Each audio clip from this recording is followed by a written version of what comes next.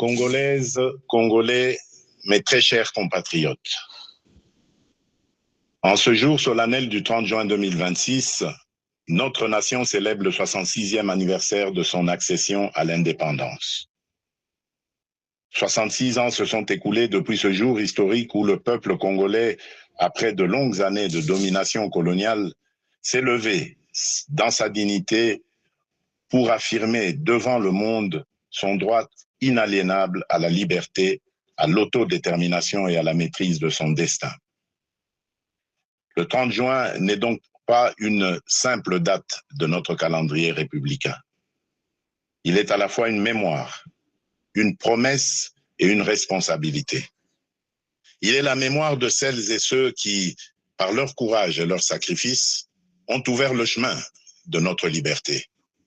Pour eux, l'unité, la dignité et la souveraineté du peuple congolais avaient plus de valeur que leur propre vie.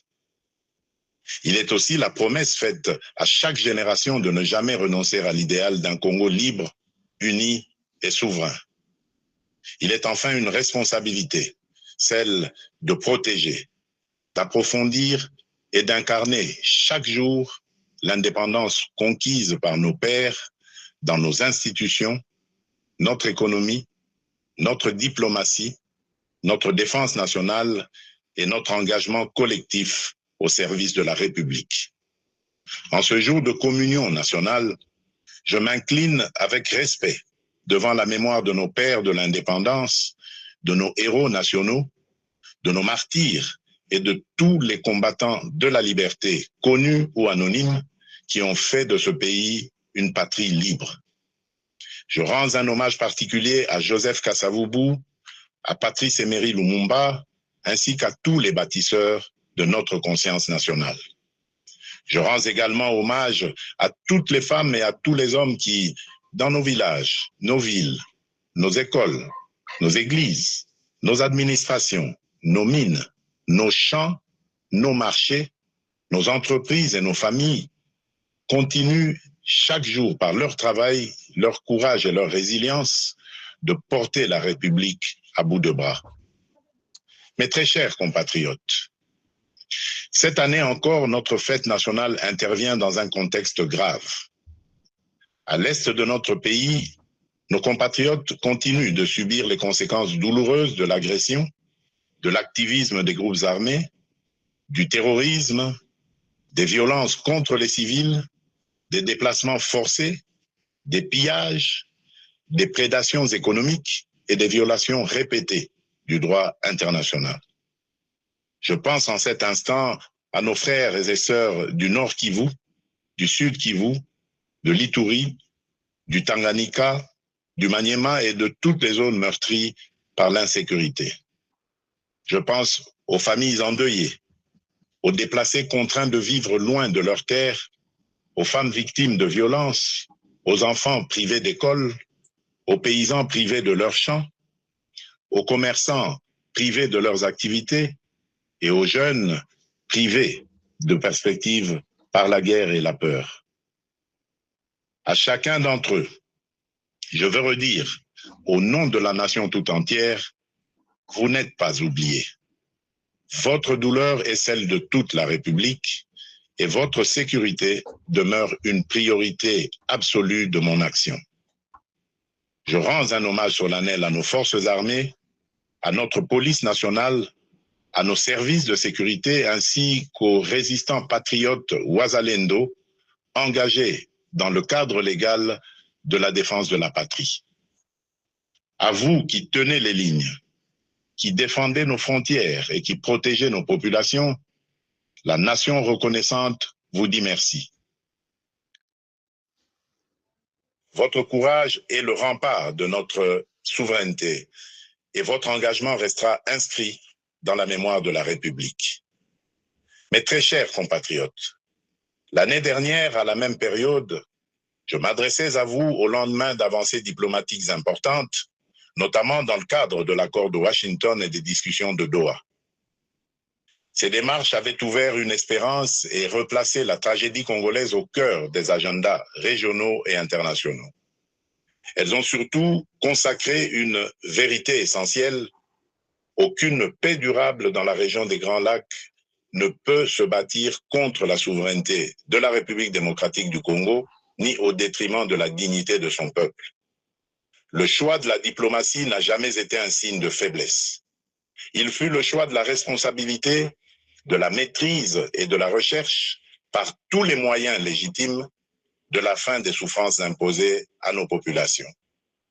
Les accords de Washington, les discussions de Doha et les engagements de Montreux n'ont de sens que s'ils produisent des résultats concrets, vérifiables et irréversibles, le silence des armes, la fin de tout soutien aux groupes armés, le retrait effectif des forces étrangères non invitées, le désarmement des combattants, le retour digne et sécurisé des déplacés et des réfugiés, la protection des civils, la restauration de l'autorité de l'État, la justice pour les victimes et des garanties crédibles de non-répétition.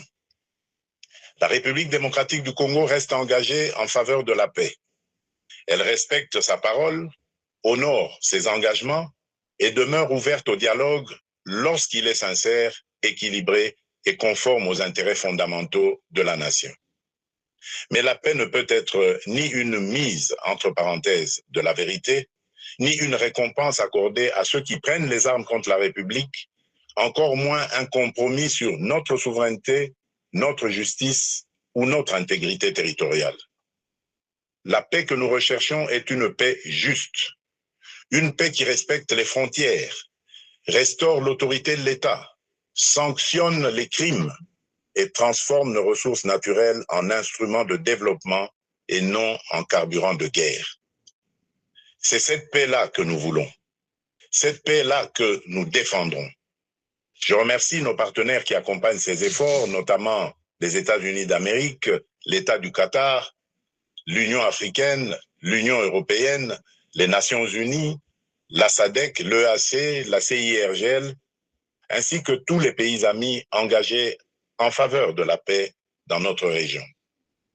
La République démocratique du Congo ne sera plus réduite à l'image d'un pays que l'on convoite, que l'on pille ou que l'on déstabilise. J'en ai fait le serment devant la nation. Et depuis mon accession à la magistrature suprême, je travaille à faire reconnaître notre pays pour ce qu'il est véritablement appelé à devenir, c'est-à-dire un pilier de paix, de croissance, de transition énergétique, de stabilité régionale et de prospérité partagée en Afrique et dans le monde. Le regard porté sur notre pays est d'ailleurs en train de changer. La République démocratique du Congo n'est plus seulement perçue comme un territoire de crise, elle est désormais identifiée comme un pays solution, grâce notamment à nos minerais critiques, le cobalt, le cuivre, le coltan, le lithium, qui participent déjà à façonner l'avenir du monde et confèrent à notre pays un levier historique de repositionnement et de transformation. C'est dans cette perspective que s'inscrit le partenariat stratégique que nous construisons avec les États-Unis d'Amérique, ainsi que ceux que nous entendons nouer avec nos autres partenaires. Tous doivent répondre à une exigence claire, servir les intérêts fondamentaux du peuple congolais, renforcer notre souveraineté, soutenir la paix, favoriser la transformation locale, sécuriser les chaînes de valeur et créer des emplois durables pour notre jeunesse. Le temps où nos minerais étaient extraits chez nous, exportés à l'état brut, valorisés ailleurs, puis revendus au monde pendant que nos populations demeuraient dans la pauvreté, appartient désormais au passé. C'est dans cette même perspective que la République démocratique du Congo assume la présidence de la Conférence internationale sur la région des Grands Lacs, la CIRGL, avec l'ambition d'en faire un cadre plus utile, plus responsable et plus efficace au service de la paix, de la sécurité, de la stabilité et du développement partagé. Nous y défendons des principes clairs de respect de l'intégrité territoriale des États, de non-ingérence, de lutte contre l'exploitation illégale des ressources naturelles, d'intégration économique, de sécurité collective et de responsabilité face aux engagements pris. C'est également cette voix que notre pays portera au Conseil de sécurité des Nations Unies, notamment lors de la réunion de haut niveau que j'aurai l'honneur de présider le mois prochain sur les liens entre ressources naturelles, paix, sécurité et développement durable. Notre message sera clair. Les ressources naturelles de la République démocratique du Congo ne doivent plus être regardées comme une malédiction. Elles doivent devenir un levier de paix, de prospérité, de souveraineté, de justice et de transformation pour le peuple congolais. Mes très chers compatriotes, la santé de nos populations demeure une priorité essentielle de notre action publique. Aucune nation ne peut prétendre à une prospérité durable sans un système de santé solide, accessible et résilient. C'est dans cet esprit que nous avons poursuivi ces dernières années le renforcement de nos infrastructures sanitaires, des capacités de nos personnels de santé, de la surveillance épidémiologique et de la recherche médicale, notamment à travers l'expertise reconnue à l'Institut national de recherche biomédicale, l'INRB en sigle. Alors que ces efforts se poursuivent, notre pays fait face à une nouvelle épreuve sanitaire, la résurgence de l'épidémie de maladie à virus Ebola causée par la souche Bundibugyo. Cette nouvelle flambée épidémique touche principalement les zones de santé de Rwampara, Mongwalu et Bunia dans la province de l'Ituri. En ces circonstances douloureuses, j'adresse d'abord la compassion de la nation aux familles qui ont perdu un être cher, ainsi qu'à toutes les personnes touchées par cette épreuve. Face à cette menace, les mécanismes de riposte ont été rapidement activés. Fort de l'expérience acquise lors des précédentes flambées d'Ebola, notre pays dispose aujourd'hui de capacités renforcées pour prévenir, détecter, isoler, prendre en charge et protéger nos populations. Un plan global de riposte budgétisé à 319 millions de dollars américains a été élaboré. Les premiers moyens nécessaires ont été mobilisés en urgence par le gouvernement afin d'appuyer les opérations sur le terrain, limiter la propagation de la maladie et sauver le plus grand nombre de vies possible. Je veux ici saluer le courage et le professionnalisme de nos médecins, chercheurs, infirmiers, techniciens de laboratoire, agents de santé communautaires, équipes de surveillance, autorités provinciales, autorités coutumières, partenaires techniques et financiers, ainsi que des communautés locales engagées dans cette riposte. Dans des conditions souvent difficiles, parfois au contact même direct du danger, ces femmes et ces hommes protègent des vies, rassurent les familles, accompagnent les malades et renforcent la résilience de notre système de santé. Ils méritent la reconnaissance de toute la nation.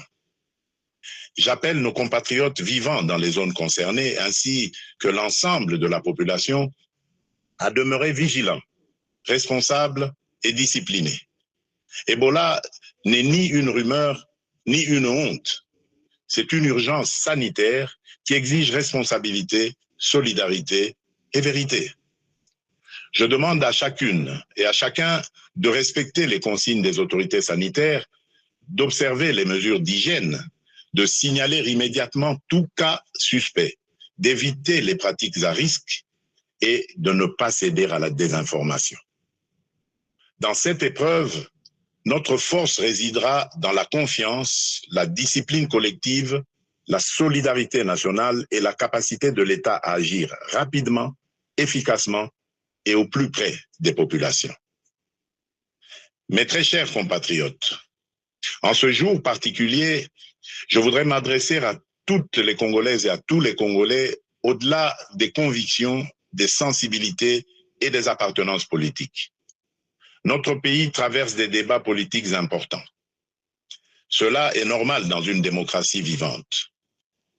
Le débat est légitime, le désaccord est naturel, la contradiction est utile lorsqu'il s'exprime dans le respect de la République, de ses institutions, de ses lois et de l'intérêt supérieur de la nation. Je veux cependant rappeler un principe essentiel: aucune ambition personnelle ou partisane ne vaut plus que la paix de tous. Aucune divergence politique ne doit être plus forte que l'unité de la République, aucune stratégie de conquête ou de contestation du pouvoir ne doit fragiliser la souveraineté du peuple congolais. J'entends les discussions suscitées autour de la Constitution et des réformes institutionnelles. Dans une démocratie, aucune question d'intérêt national ne doit être confisquée ni interdite de réflexion. Mais dans le même temps, aucun débat touchant au pacte fondamental de la nation ne peut être conduit dans la précipitation, la manipulation ou l'obsession politicienne. La Constitution n'est ni un instrument de circonstance, ni un objet de convenance. Elle organise notre vie commune, garantit l'équilibre de nos institutions, consacre les droits du peuple et protège la stabilité de la République. En débattre exige donc sérénité, rigueur, transparence et sens élevé de l'intérêt général. Ma responsabilité comme chef de l'État et garant de la nation est de veiller à ce que les débats engageant l'avenir du pays se tiennent dans le respect de la Constitution, de l'État de droit, des institutions et de la souveraineté populaire. Elle est aussi d'écouter, d'apaiser, de clarifier et, lorsque cela s'impose, de rechercher les voies d'un consensus national responsable. S'agissant de la loi référendaire adoptée par les deux chambres du Parlement, je tiens à rappeler qu'elle relève du fonctionnement normal de nos institutions et du principe de séparation des pouvoirs. Dans une république démocratique, le Parlement débat, délibère et légifère.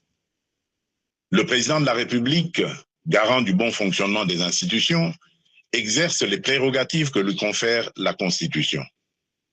Les juridictions compétentes, quant à elles, veillent au respect de l'ordre constitutionnel et de l'état de droit. C'est dans cet esprit de coopération interinstitutionnelle et de respect de l'état de droit que j'ai déféré cette loi à la Cour constitutionnelle aux fins d'examen de sa constitutionnalité avant sa promulgation éventuelle conformément à l'article 160 alinéa 3 de notre Constitution. Cette démarche procède d'une conviction républicaine profonde. Dans une démocratie, aucune décision, aussi importante soit-elle, ne saurait s'affranchir des règles, des procédures et des garanties que nous impose la loi fondamentale. La République ne ferme pas la porte à aucun de ses enfants d'ailleurs, dès lors qu'ils choisissent la voie de la paix, du dialogue, du respect des institutions et de la loyauté envers la nation. Mais le dialogue ne peut être détourné de son sens. Il ne saurait devenir un instrument de pression, de contournement des institutions ou de remise en cause de la volonté du peuple telle qu'elle s'exprime conformément à la Constitution et aux lois de la République. Le peuple congolais est le seul souverain. Nul ne peut parler durablement au nom de la nation contre la nation elle-même. Nul ne peut prétendre défendre la démocratie tout en refusant les principes qui la fondent, à savoir le débat libre, le respect des institutions, la séparation des pouvoirs, la souveraineté populaire et la responsabilité devant le peuple. À ce stade, je voudrais surtout insister sur un point avec la plus grande fermeté: le recours à la violence, aux armes, à la haine, à la désinformation ou à toute forme d'atteinte à notre souveraineté et à notre intégrité territoriale ne saurait constituer un mode d'expression politique. Il ne peut en aucun cas ouvrir un droit particulier à la négociation, ni placer ceux qui menacent la République au-dessus de ceux qui respectent ses lois. Nous pouvons débattre, diverger et nous opposer dans le cadre républicain. Mais nous n'avons pas le droit d'affaiblir la nation au moment où elle fait face à des menaces existentielles. Face aux défis qui pèsent sur notre pays, l'unité nationale n'est pas une option, elle est une exigence historique, elle est un impératif absolu. J'appelle donc les acteurs politiques de la majorité comme de l'opposition, les responsables sociaux, religieux, économiques, médiatique et associatif, ainsi que l'ensemble de la société civile, à faire preuve de hauteur, de retenue et de responsabilité. Mes très chers compatriotes, au milieu des épreuves que traverse notre nation, cette année nous aura également offert un puissant motif de fierté collective. Nos léopards viennent d'écrire une page historique du football congolais. 52 ans après notre dernière participation à une Coupe du Monde, ils ont non seulement ramené la République démocratique du Congo sur la scène mondiale, mais ils viennent aussi de franchir, avec courage et panache, un cap inédit de notre histoire sportive. Par leur brillante victoire face à l'Ouzbékistan, sur le score de 3-1, nos léopards se sont qualifiés pour la phase à élimination directe, offrant à notre peuple une joie immense, une émotion rare et une fierté qui dépasse le seul cadre du sport. Au-delà du résultat, cette victoire porte une signification profonde. Elle nous rappelle qu'aucun objectif n'est hors de portée lorsque la discipline, le travail, la solidarité et la foi en nos propres forces se conjuguent. Pendant plusieurs semaines, nos différences se sont effacées derrière un même drapeau. Le Nord et le Sud, l'Est et l'Ouest, les Congolais de l'intérieur comme ceux de la diaspora ont vibré d'un même cœur, dans une même ferveur et avec une même fierté. Voilà l'image du Congo que nous devons préserver et faire grandir. Un Congo uni, ambitieux, résilient et déterminé à tenir son rang parmi les nations. Par leur courage, leur combativité et leur attachement au maillot national, nos léopards ont rappelé au monde que la République démocratique du Congo ne se résume pas à ses crises. Le Congo, c'est aussi le talent, l'audace, la discipline, la résilience et cette capacité de croire jusqu'au bout, même lorsque le chemin semble difficile. J'adresse au nom de la nation mes chaleureuses félicitations aux joueurs, au staff technique, aux dirigeants sportifs, à la fédération, aux supporters, ainsi qu'à toute la jeunesse congolaise qui s'est reconnue dans cette magnifique aventure. À nos léopards, qui s'apprêtent désormais à défier l'Angleterre en 16e de finale, je veux adresser un message simple. Entrez sur le terrain avec la sérénité de ceux qui ont déjà honoré la nation, mais aussi avec l'audace de ceux qui savent que l'histoire n'a pas encore livré son dernier mot. Jouez avec discipline, courage, intelligence et surtout sans regret. Vous avez déjà fait battre le cœur des Congolaises et des Congolais. Vous avez déjà rendu tout un peuple fier. Mais nous continuons à croire en vous et en votre capacité à aller plus loin, à surprendre encore, à faire reculer les limites du possible et à écrire sous nos couleurs une nouvelle page de notre grandeur nationale. Quelle que soit l'adversité, la République démocratique du Congo vous accompagnera de sa ferveur, de ses prières et de son soutien indéfectible. Entrez sur le terrain avec la force de tout un peuple uni derrière vous. Le sport est une école de discipline, de cohésion, d'effort et de patriotisme. L'esprit des léopards doit inspirer la nation entière. Rester unis, défendre nos couleurs, croire en nos forces et combattre chacun à sa place pour l'honneur et la grandeur de la République. Dans le même élan, je rends hommage à nos artistes, nos scientifiques, nos chercheurs, nos entrepreneurs, nos créateurs, ainsi qu'à toutes les femmes et à tous les hommes qui, par leur talent, leur travail et leur excellence, contribuent au rayonnement de la République démocratique du Congo à travers le monde. Mes très chers compatriotes, 66 ans après l'indépendance, la République démocratique du Congo demeure debout. Debout malgré les guerres, les convoitises, les blessures de l'histoire et les épreuves traversées. Debout surtout parce que son peuple n'a jamais cessé de croire en lui-même, en sa dignité et en son destin. Cette force intérieure, cette capacité à résister et à se relever constitue l'une des plus grandes richesses de notre nation. Et aujourd'hui, plus que jamais, notre responsabilité est d'aller plus loin. L'indépendance politique fut une conquête historique. Notre devoir désormais est d'en faire une souveraineté pleinement vécue, concrète et irréversible. Une souveraineté sécuritaire, afin que plus aucun groupe armé, plus aucune force étrangère, plus aucun agenda extérieur ne puisse dicter sa loi sur une parcelle de notre territoire. Une souveraineté économique, afin que les ressources de notre sol et de notre sous-sol servent d'abord le développement de notre pays, la transformation de notre économie, la création de valeurs locales, l'émergence de champions nationaux et le bien-être de notre peuple.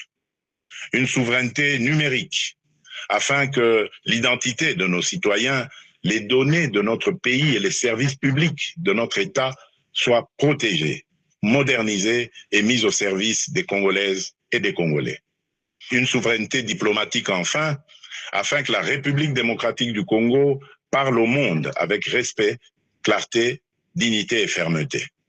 Voilà le sens profond que je donne à cette célébration, faire du 30 juin non seulement un moment de mémoire, mais aussi un appel au sursaut national. Notre République est une maison commune. Chacun y a des droits, des devoirs, une dignité à protéger et une responsabilité à assumer. C'est pourquoi nous devons regarder au-delà des urgences du moment et préparer avec méthode et détermination le Congo de 2030, de 2040 et de 2050. Le Congo que nous voulons léguer à nos enfants est un Congo en paix, moderne, prospère et respecté. Un Congo où chaque enfant accède à une éducation de qualité, où chaque famille bénéficie de soins dignes, où chaque jeune peut trouver sa place, exercer son talent et réaliser ses ambitions. Un Congo où les richesses nationales se transforment en emplois, en infrastructures, en services publics et en mieux-être pour le peuple. Ce Congo ne se construira ni par la résignation, ni par la division, ni par l'attente passive. Il se construira par le travail, la discipline, l'unité, la probité et le sursaut patriotique. Chaque Congolaise et chaque Congolais a une part à prendre dans cette œuvre nationale. L'enseignant qui forme avec conscience, le soldat qui protège avec honneur, le policier qui sécurise sans abuser, le médecin qui soigne avec dévouement, le fonctionnaire qui sert avec probité, le magistrat qui rend justice avec indépendance, l'entrepreneur qui crée des emplois, le jeune qui innove, les parents qui éduquent dans les valeurs, le citoyen qui respecte la loi et protège le bien public, la diaspora qui investit, transmet et valorise le pays. Comme le rappelait Nelson Mandela, avec la liberté viennent les responsabilités. Notre indépendance nous a donné une nation à aimer. Elle nous confie aussi une république à servir, à protéger et à élever. Car le patriotisme n'est pas seulement un sentiment. Il est une conduite, une discipline, une manière de servir, de protéger, de respecter et d'élever la nation. En ce 30 juin, levons-nous avec confiance, courage et amour pour la patrie. Unis dans la vérité, fermes dans la souveraineté, responsables dans l'action, solidaires dans l'effort, confiants dans l'avenir. Bonne fête de l'indépendance à toutes et à tous. Que Dieu bénisse la République démocratique du Congo, son peuple et tous ceux qui l'ont choisi comme pays de résidence. Je vous remercie.